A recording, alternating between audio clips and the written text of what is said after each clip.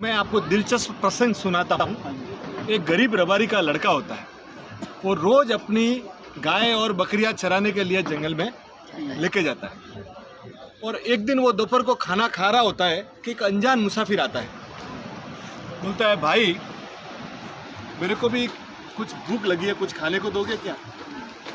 बोलता कोई बात नहीं, आ जाओ भाई। अनजान है फिर भी बोलता है आ जाओ। बोला मेरी माँ ने एक रोटला दिया है, आधा तुम खा लो, आधा मैं खा लेता हूँ। तो बोला ठीक है। पहले दिन की बात है। दूसरे दिन दो मुसाफिर आते हैं। दो वापिस वही बोले भाई हमको भूख लगी, हमारे पास खाने को कुछ है नहीं। तो वो बोलता है कोई बात नहीं, अपने मेरे माँ ने एक रोटला दिया, अपने 3 टुकड़ा कर लेते हैं। वो 3 टुकड़ा कर लेता है। तीसरे दिन 3 मुसाफिर आते हैं। तो वो बोलता है 4 टुकड़े कर लो, तीनों अपने और चारों मैं खा लेता हूँ। चौथे दिन 4 मुसाफिर आते हैं। तो वो बोलता है कि ये रोटला है ना, 4 टुकड़ा कर लो, आप खा लो, मेरी माँ शाम को मुझे खिला देगी, मेरी चिंता आप मत करो। तो चारों को खाना मिल गया। खाना खिलाते उसको उनसे प्रेम की बातें होने लग जाती। बोलता है कि भाई तमें कौन छो, आप कौन हो? रोज मुसाफिर आप लोग बढ़ते मेरे को बोलो, मेरी माँ मेरे को एक रोटला और दे देगी। अब बोले हम नहीं बता सकते हम कौन है। बोले नहीं बताओ तो सही। बोले हम लोग यमदूत हैं। हम लोग यमदूत हैं और नीचे किसी का प्राण लेने आते हैं, और तुमको बता देंगे तो तुम हमको कल से खाना नहीं खिलाओ। बोले ऐसी कोई बात नहीं है, तुम आओ, पर तुमसे हमारी अपनी प्रेम हो गया तो मुझे मेरी मौत कब है मुझे बताओ।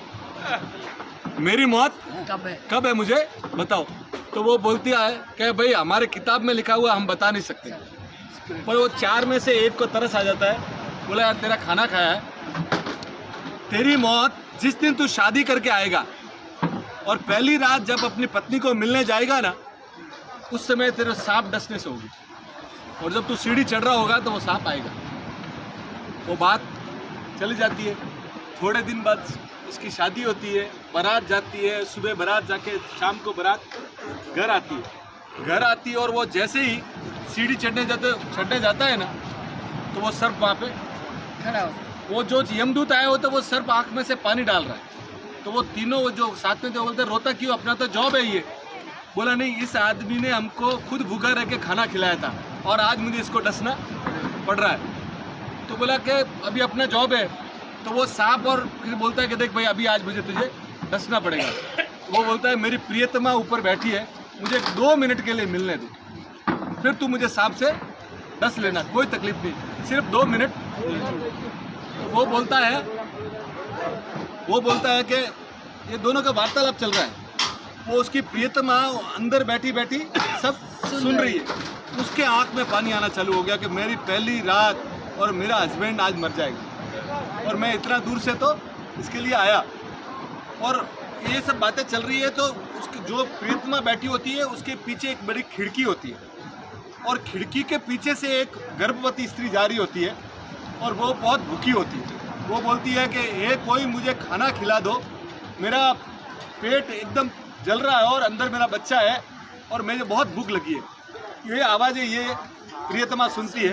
तो उसके घर पे जो भाता बोलते हैं ना, खाना उसकी जो माँ ने डाल रखा था, माँ ना मिठाई वगैरह बोलती है, अभी मेरा तो पति अभी चल जाएगा, मेरे कुछ काम का नहीं। वो अपनी साड़ी से उसको नीचे डाल देती, और वो जैसे स्त्री खोलती है, स्त्री खोल के वो सीधा एक मुंह में निवाला लेती है।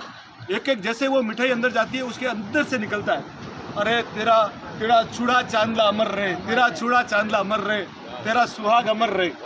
वो जैसे ही बोलता है वहाँ के यमराज से वहाँ से आता है उसको सबको के रिटर्न बैक। तो बोले क्या? बोले इसको इतनी तगड़ी दुआ मिल गई है कि मैं भी मार नहीं सकता। तो ये नए साल में जिंदगी में सबसे ज़्यादा से ज़्यादा लोगों से दुआएं लेना, और जिंदगी में दुआ ही आपके काम आएगी।